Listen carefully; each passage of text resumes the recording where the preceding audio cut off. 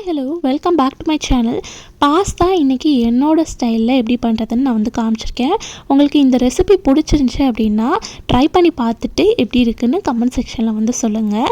நான் வந்து காமிச்சிருக்கேன் இல்லையா பேக்கெட்டு, அதில் வந்து 1.5 பேக்கெட் பாஸ்தா வந்து எடுத்திருக்கேன். இது வந்து ஒரு 7லேருந்து 8 பேர் வந்து சாப்பிட்லாம்.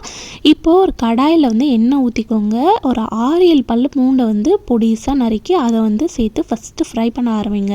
அதை நல்லா வதங்கும் போதே இந்த பூண்டோட ஸ்மெல் வந்து நல்லாயிருக்கும். அந்த டைமில் வந்து ஒரு பெரிய வெங்காயத்தை பொடிசாக நறுக்கி அதை வந்து லைட்டாக வந்து வதக்கி விட்டுட்டு வெஜிடபிள்ஸ் வந்து சேர்த்துக்கலாம். 1 கப்பு உருளைக்கிழங்கு, 1 கப்பு பீன்ஸ், 1 கப் வந்து குடமிளகாவில் க்ரீன் அண்டு வந்து ரெட்டு வந்து சேர்த்துருக்கேன். 1 கப்பு மிக்ஸ் பண்ணி சேர்த்துக்கோங்க.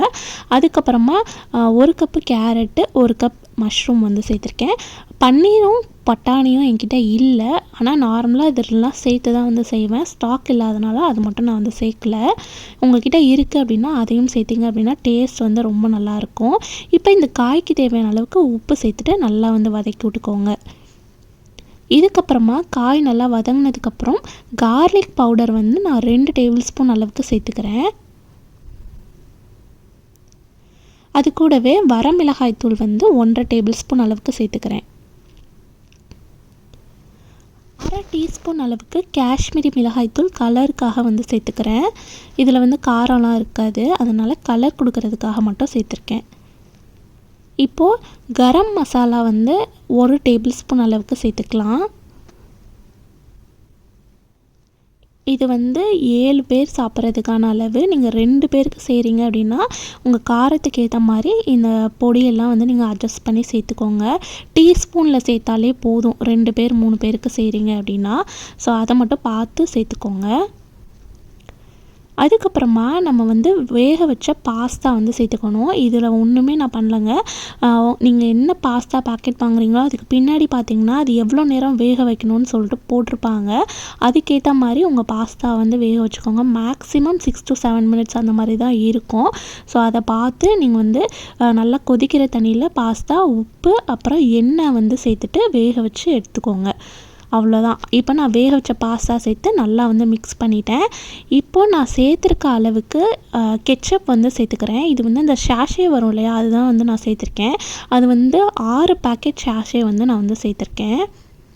ஸோ இந்த கெச்சப்பை நல்லா மிக்ஸ் பண்ணி விட்டதுக்கப்புறமா ஒரு 2 மினிட்ஸ் அப்படியே விட்டுட்டேன்.